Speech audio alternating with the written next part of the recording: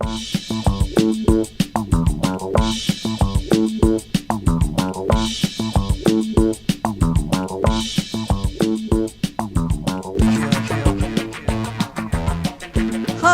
welcome to Inside the Moms Club, where being a mom is the coolest place to be.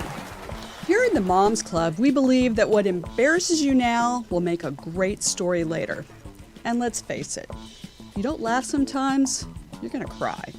Join us in having a good laugh together. I'm Monica Samuels. You are now a member of Inside the Moms Club, your private destination for all things mom.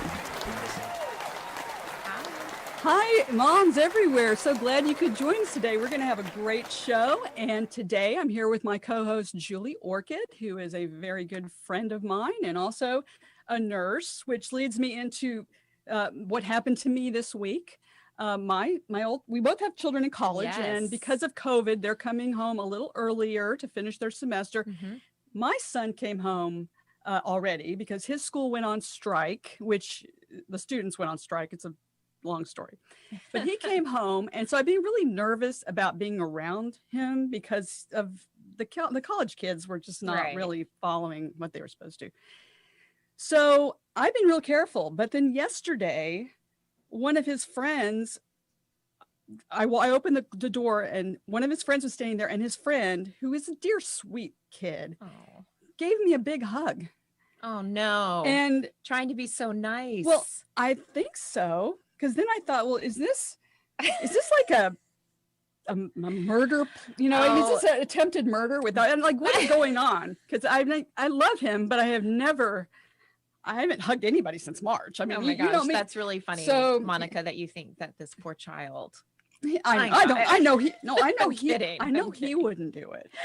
Maybe Chase put him up to it. But my son's been a little, not that he'd want anything bad to happen to me, but just to make a point, because I have been so, we're going to sterilize everywhere you walk. I walk around with Clorox. We clean the door handles. We all have our masks on. We've been real careful. Listen, I think it's going to be a challenge for all of us at Thanksgiving, and that, we just have to keep it to smaller groups, maybe. Yeah. I don't know. So, I do know, what I have learned and what the CDC recommends, but I'm not sure that all the college kids are listening to that. They haven't been doing it. So you're gonna go and get your daughter from college. That's what I've been up to this week. I've been planning to go get her. We're doing this drive from North Carolina. She's a student at Wake Forest, a freshman. And it's been a challenge, Zooming for these kids, not being able to have a normal college experience. I'm sure we're going to hear all about it. And your son, definitely. So that is what I've been up to this week, planning that my 5th trip, managing that in COVID on road trips, and is definitely something to think about. So we're going into the holidays, and Halloween was sort of, we didn't experience it because we didn't have the younger kids. Mm-hmm. But now we have Thanksgiving. Mm-hmm. And then Christmas. And I know a lot of people have been wanting to skip right over to Christmas. In fact, about 6 months ago, I know a lot of people said, let's just skip through the whole year. Let's have Christmas in July and let's move on to New Year's and get this horrible year behind us. Go ahead and judge me. Judge me all day long. Like, listen, I've got those Christmas lights up. They came this week. It is shining bright, and we're just going to skip right over turkey and go straight to Christmas. It's been a request from the kids, and why not? It's been a heck of a year. Well, that sounds like a great plan to me. You know me, I love to shop. Yes, so that's going to be. Yeah. I mean, speaking of shopping, like the deals that were on Good Morning America, the steals and deals this morning were amazing. So to shop is a great, way to get started, way to make people feel better. Yeah. Well, thank goodness for online shopping, because I mean, if they didn't, with the pandemic. Yeah. Thank goodness that became a thing that I got to be really good at. So, I think we've always been good at that in shopping, and so that's been great. Yeah. Well, and speaking of great products and great things that you can buy for Christmas, we are so excited about our guest today. Totally stoked. She is an amazing person. She has an amazing product, and wouldn't you know it, Julie, I have already bought her product. Yes. I got online yesterday and I bought 2 because, you can never have enough. And that's probably not all I'm going to buy either. I mean, well, I think every single person who's listening to this is going to relate to this issue and be like, oh my goodness, I no longer have to carry a Ziploc bag. Well, let's not have any more suspense. Let's introduce a fellow Texan, which is also very exciting, Meredith Jurica, who is the creator of the Makeup Junkie bag. And it is a revolutionary multifunctional cosmetic bag that can also double as a clutch bag, and which is like amazing.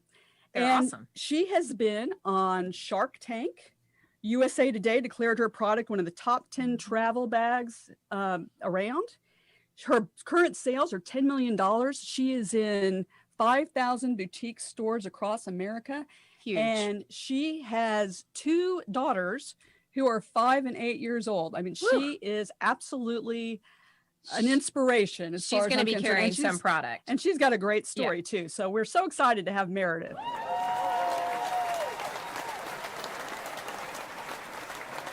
Meredith, welcome. And do you mind if we call you MJ? I know you said your friends call you that, so.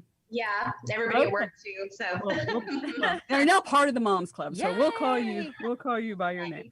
Well, welcome. We are so excited. You have such a terrific product, and of course, as I mentioned in the intro, I've already purchased 2 of them, and I collect bags and I travel a lot, and being able to organize things and put everything in its place is so important.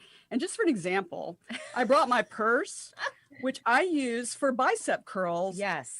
When I'm not, because I don't keep it organized enough, but now I'm going to buy some of your products and I'll be able to be more organized about what's in there. And in fact, I was telling Julie the other day, years ago, I was having bad shoulder problems and my doctor had me get an MRI and there was all these issues.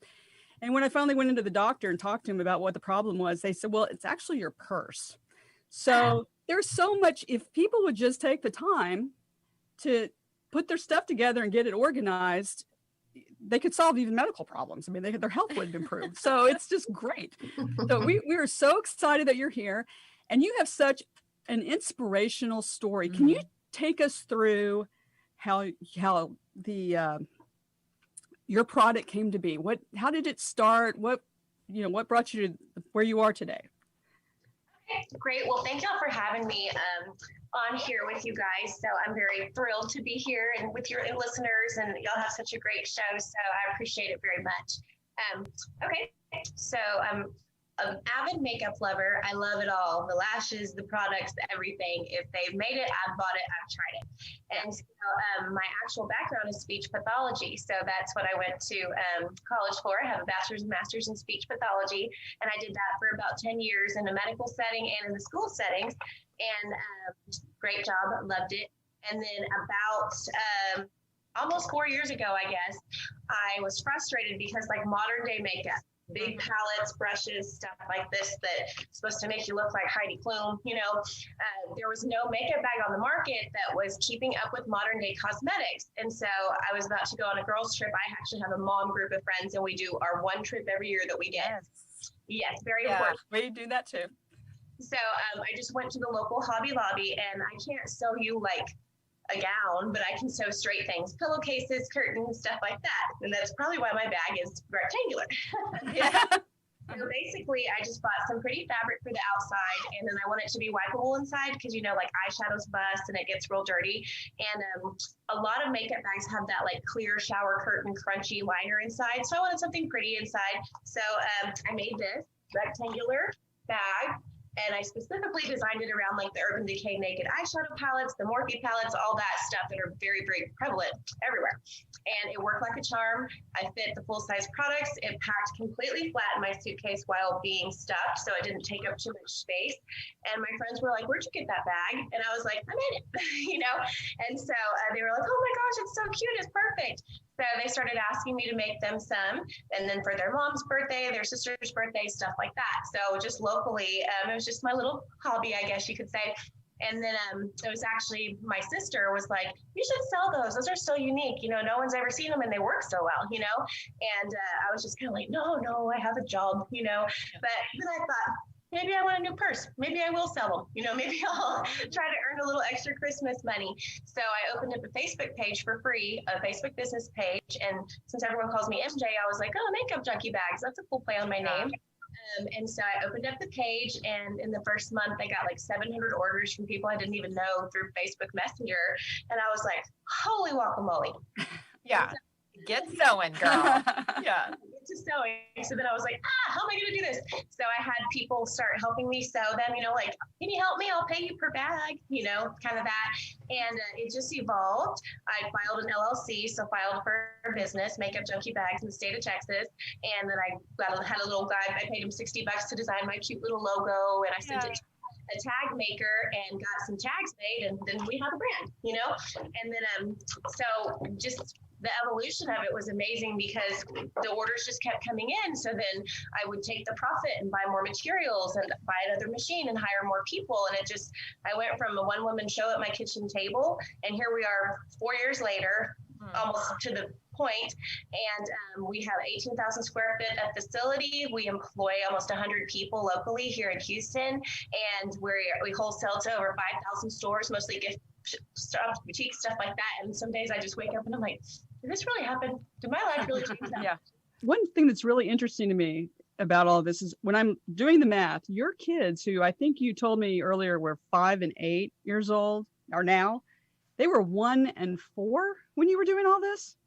So what was that like? How did you get this business going with a baby and a toddler? I mean, what was that experience like?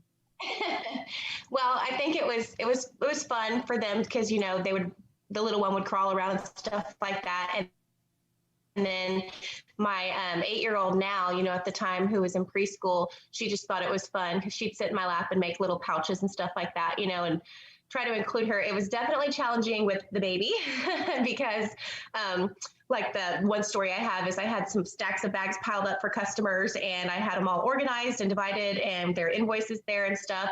And I turned my back for 2 seconds and she's crawling around and she's mixed all the orders up and everything like that. And I was just like, no. So there's that. There was a lot of working after bedtime. So we would do bedtime, and then during the day I would, you know, do it kind of like an hour here, hour there, because, you know, when you have a baby, a lot of attention's needed to that. And then after bedtime, I would block off a couple of hours actually. So I kind of thought of it like I'm a night shift worker, you know? Yeah. So that was difficult. Now they're older, of course, and they can kind of hold their own, but and definitely late nights with the 1-year-old, you know, that made for a tired mom, but the little one was in preschool. So that kind of helped because she went to like a, you know, a little preschool so she could socialize and learn some stuff. So the baby and I, it was just kind of our thing that we did every day. And I got through it the best I could. Some of the challenge in this is just knowing how to run a business, because so many women who think I've got a great idea. And I will tell you, I thought I had a great idea. I had an idea once to bake something for a high chair that, you know, when you're trying to get your kid to sit in still at dinner, that they just wouldn't jump up and dive or face plant on the table. So I came up with this, and I we drew pictures and I worked with people, and then we got to the point that we were ready to do the patent, and it was expensive. And I thought, and you know, you didn't want this thing to look like some kind of medieval torture device too. So you're like, well, this is really going to sell. And so I quit, you know, I'm not going to do that. And I know there's probably plenty of people out there who didn't keep going. You know, they stopped with what they were doing. What you did was, from being a speech pathologist to really running a major business, is pretty amazing. Can you describe, I mean, how did you get up to speed on everything? How did you do this and keep going, you know, not ever give up, even when things might have seemed a little bit like, yeah, like, do I really want to do this? Well, I think that the flattery of how much people love something that I'd made was a big motivator for me. I liked the pride that came with that. And so as far as the business goes, yeah, I definitely don't have a business background.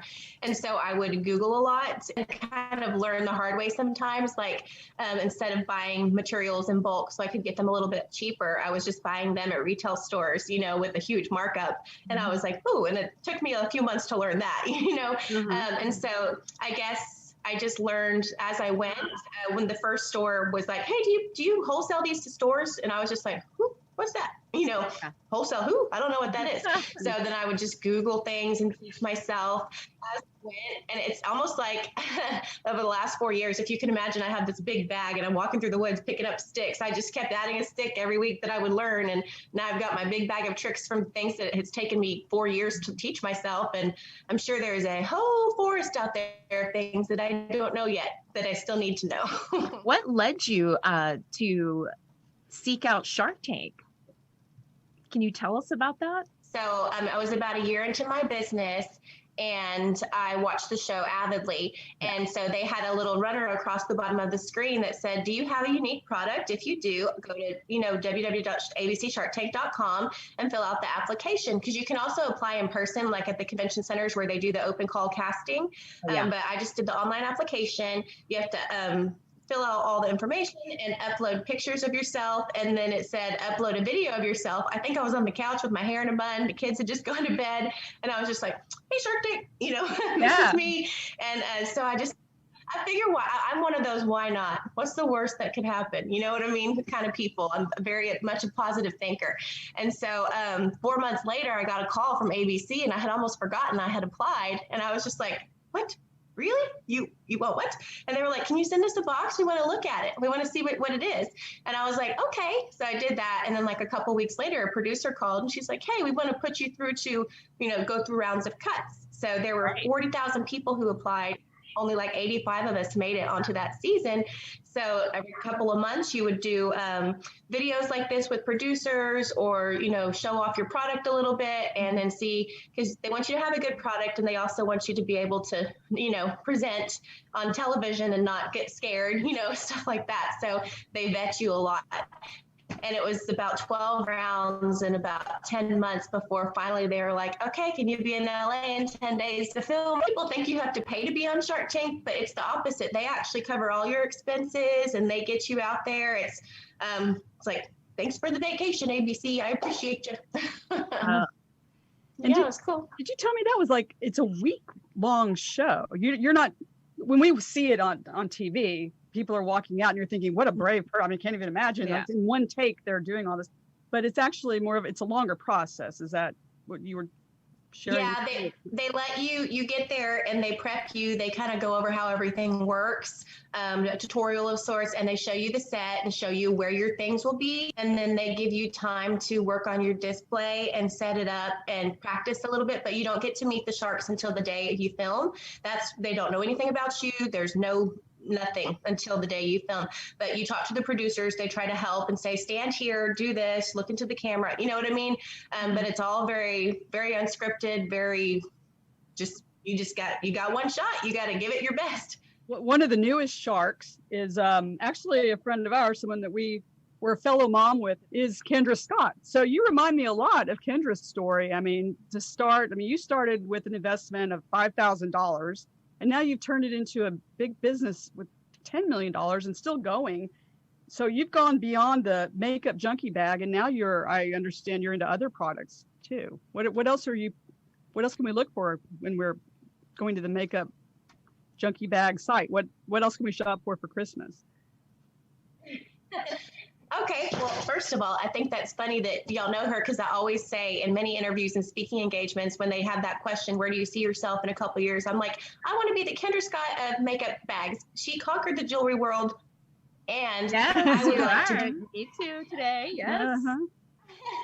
I would like to do that with the cosmetic bag that I designed because I have a patent on it. I filed for a patent a couple years ago, and it takes a while, like you said, and it can be expensive, but I persevered through that, and they finally issued my patent on it. So I would love to show as many people as I can how functional they are. They're not just for makeup. Like this large one here is a Cobra Bag. It fits full-size shampoo, conditioner, hairspray, and it's completely leak-proof. So if your shampoo busts inside the bag, your suitcase will stay dry on your trip and it won't ruin your clothes because I double-tuck the seams inside to make them leak-resistant.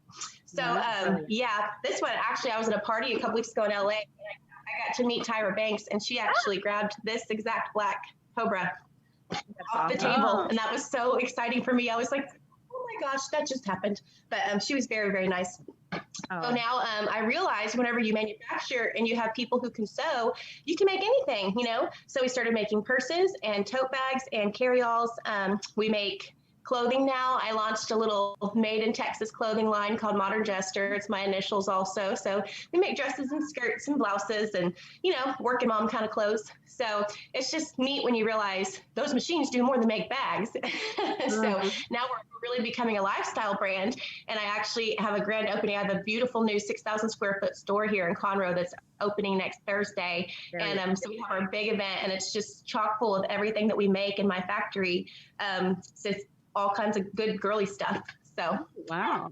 Well, Meredith, I'm so excited to have a fellow Texan on the show today, you know, and Austin is booming. So it's one of the cities in the United States, I've heard, besides Raleigh, that is really exciting to have, you know, new products and, you know, new adventures. And how are you planning on marketing everything? What was your, you know, main social media platform? And where do you see yourself going? Well, the marketing thing, I always, you know, marketing's so expensive sometimes. So I was always kind of on a shoestring budget. So I would just do real squirrely stuff. Like I would go on Facebook and do giveaways. Facebook was a big platform for us, you know, or I would contact like people that sell to boutiques. Like there's big lines like Tyler Candles and companies like that, you know, that are in all of these big, beautiful gift stores. So I printed, and companies like that, they have to make sure that the stores are adequate to have their product. So I actually printed the list of stores that carry them and called all of them and emailed all of them. And I was just like, I hear you have a great boutique. Yeah. Can I send you a sample? Would you like to? And so, because that's kind of the caliber of store I wanted to be in, because there's, you know, different products have different levels of where they belong in the marketplace. And so I just did some out of the box stuff like that to try to get my name out there. And then the dominoes fall, and word of mouth has been the biggest blessing, I think, that has really hit us. So, wow. Yeah. It's truly an awesome story. Yeah. And your personality sells the bag. It's so fun to watch you, you know. Yes. I appreciate that. I love it. It's very fun. And, you know, I think I told her yesterday, I was like, I just wake up every day and I'm like, please don't ever let this go away. I love it so much. But yeah, it's been a blessing. And I feel like we're just getting fired up because, you know, I'm like, only 5% of the US knows about us. And slowly but surely, we're starting to get all of these cool things happen. And so I always think, I wonder in a year from now, what's going to, you know, in the next 12 months, what's going to happen? I'm sure something cool will happen. I think a lot more people are going to know about you for sure. Yeah, don't stop there. I think that Oprah's favorite things is in your future. Yeah. That would be. I would love to be that. For sure. I mean, because it's so unique too. What prompted you to make it where it lays flat? Because that's such a huge advantage to it. I mean, I can't tell you the number of times that I've knocked my cosmetic bag over and everything's so like everywhere. And then of course you can't use half of it because it opened up. And so what made you design it that way? What? I'm a very light packer. I don't like taking a whole bunch of stuff with me. Like even now, I fly about every 6 weeks for my job now, and I just have my little carry-on, and I can pack like for a week with that. So I'm a light packer. And so I liked how even stuffed full, how flat they were, I guess, but I also liked how it would lay on the table. So when it's, you know, it doesn't dump over, your lipstick doesn't fall on the floor in the sink, like you said. So that was actually the functionality of it. And then you can stack them, you know what I mean? So they layer really, really well. I have one in the car for emergencies that slides perfectly under the car seat that has my kids' stuff in it. I have a red one in the pantry for first aid stuff. My kids call it the boo-boo bag. They're like, I have a boo-boo, let me go get the boo-boo bag. And it's full of Band-Aids and stuff like that. So they're just great for storage, and they tuck away anywhere because they're flat. Knowing that you're such a light packer, I'm just gonna this is my request, and I will take you to lunch for this. I have a to-go bag that I carry just to make it easier for me to travel, so it's always there. But the bag itself has gotten bigger and bigger and bigger. And it's mostly all my makeup and stuff. So, and my friends know this too, because they traveled with me recently, and I was the only one carrying a giant waiting for her to get her suitcase bag. Yes, because I can't carry it. So I would love for you to come and like help give me some, and I'll buy all the bags that I can. So whatever you think you recommend, I will do that, because I think that's just it's great. I mean, I'm so excited about your product.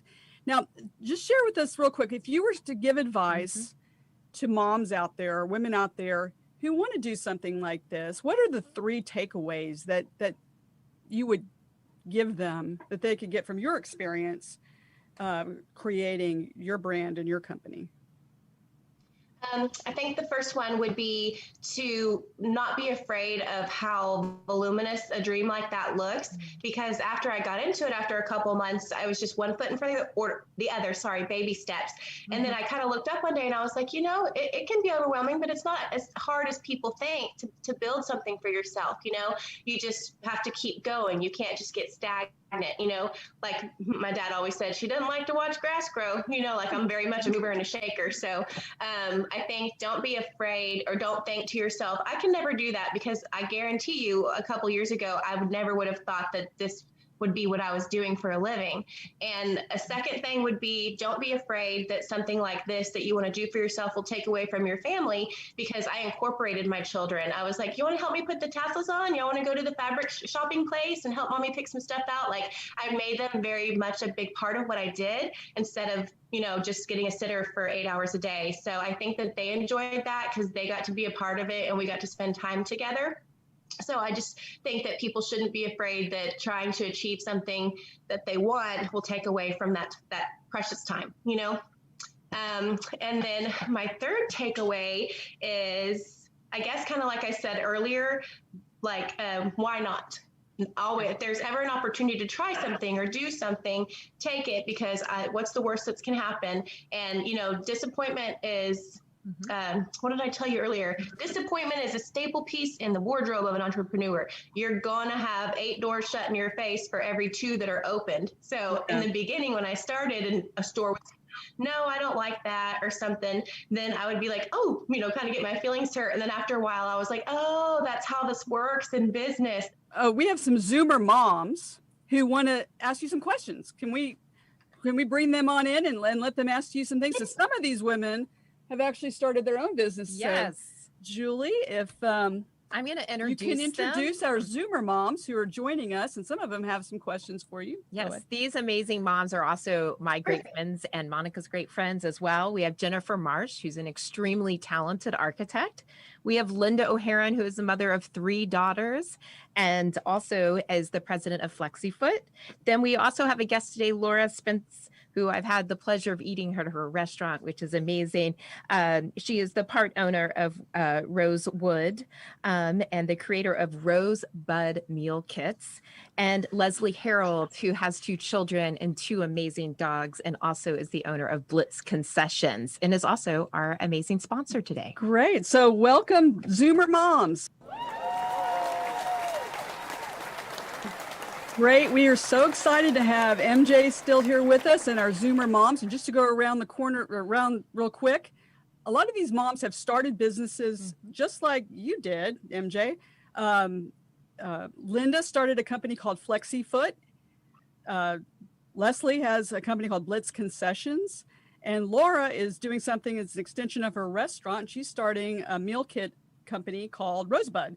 So we had asked them to ask you if they have any questions and get your experience, advice from your experience, which has been amazing.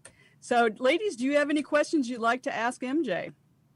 Yeah, I actually do, if you don't mind. Hello, thanks so much for chatting with us. So I started my company, FlexiFoot, which is basically dance-related equipment, training aids. And we started about 5 years ago and met with immediate success to, a certain level. I'm wondering how you get, it's sort of, you can grow to a certain extent online and doing the retail and wholesale, but how do you get yourself to that next level? I feel that we're in a nice, comfortable space, but there's a difference between being a cottage industry and then bumping yourself up to that next plateau. That's a great question. Mm-hmm. I feel that, you know how they say, don't put all your eggs in one basket. I think don't market yourself in just one way. So we, of course, do online marketing. We do text marketing. We'll tell social media, we'll do a giveaway and say, tag your favorite store, tell them to text our number. And then we go, hey, retailers, if you want a wholesale application, do this. Every time we do that, we get at least 100 more stores that apply. And then we attend wholesale markets. So we go to like Dallas Market Center, Atlanta Market, places like that. And we're also very big into sponsorship, like pageants, like I know, like if you have a dance, something like that might be good for this too. Like pageants is a big industry and those girls pack a lot of beauty gear. So I started sponsoring pageants left and right. And then the sales just followed because they each got a bag if they competed. And then they were like, oh my gosh, I need 10 more. So I tried to tap into sponsorship audiences that met with my product well. That's great. All right. Laura, do you have any questions for MJ? I do, and it's a little bit along that line. We're doing a new branch of our restaurant into meal kit delivery, which obviously exists on a national level. And in Austin, it's a little, there's some options locally too, not many. And so my question for you is, obviously there was already makeup kits that existed, but not to what you thought was satisfactory or what you had in mind. How did you differentiate yourself? Good question. Mm-hmm.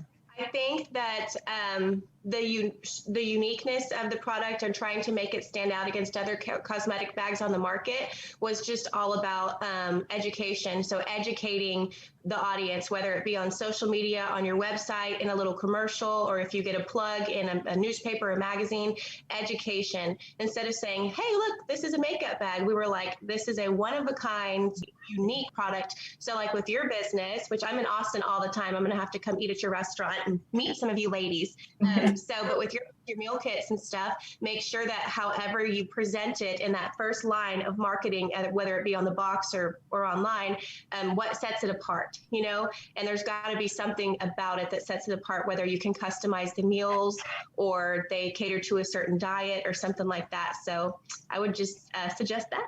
Did I answer your question? That's great. And Leslie, you started Blitz Concessions, which is our sponsor today. Yes. Do you have a question for MJ? Yeah, like how did you kind of research the best?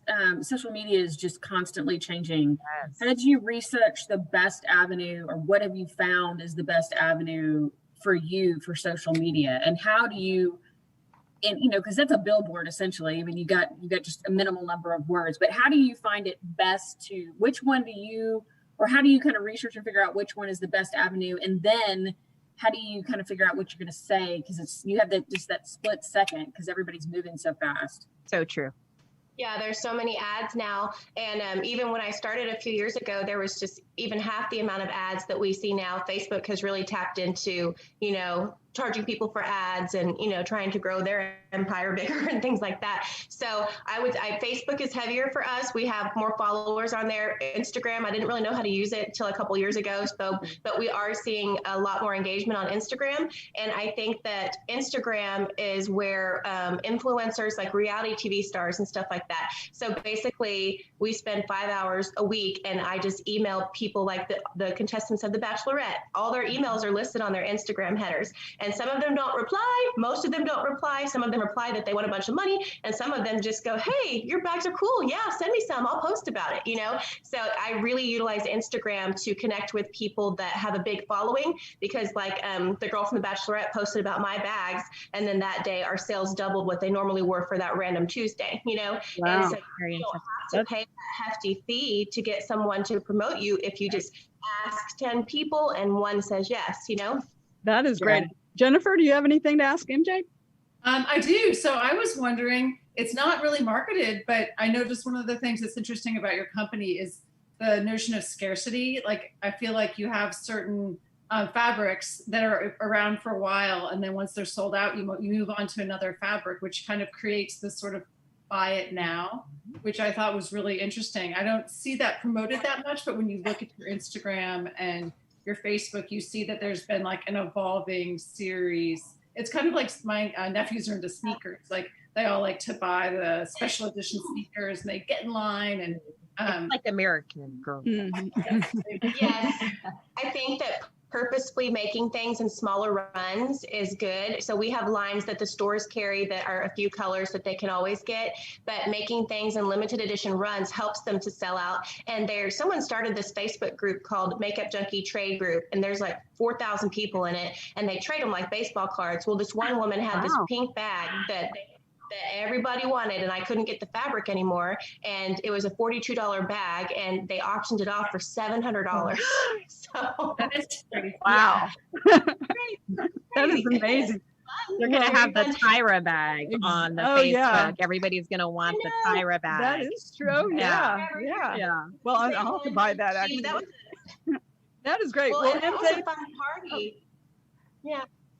Well, great. Well, we so appreciate you joining us today, and our Zoomer moms. Thanks for being with us as well. This has been terrific. Thank you so much. Thank you. And thank you guys. We will. It's been a pleasure. We will look for you hopefully soon, ladies. Yes. And thank you to Blitz Concessions, who is our sponsor today. And Blitz Concessions is the solution for volunteer organizations who raise money for school concessions, drive-through dinners, and swag sales. And in the new COVID touch-free environment, it's great to have an app like this. You don't have to go create your own app and be able to carry out your sales. And if you want a demo today, to get your demo for Blitz Concessions, you just have to log on at www.blitzconcessions.com. And we can find our bags, as I did yesterday when I bought the Makeup Junkie bag at makeupjunkiebag.com. And also on Instagram, you take a look at what's available there. So thank you again. This has been a great show and really an inspiration to moms everywhere. Thank you, ladies. Thank you. Thanks, Mom. Bye, later. Thanks again, ladies, for joining us on Inside the Moms Club. We've had another informative and inspiring show, and we look forward to having you join us again next time. In the meantime, you can find us at Inside the Moms Club on Instagram, and we have our webpage at www.insidethemomsclub.com. Until next time, thanks everyone. Have a great day.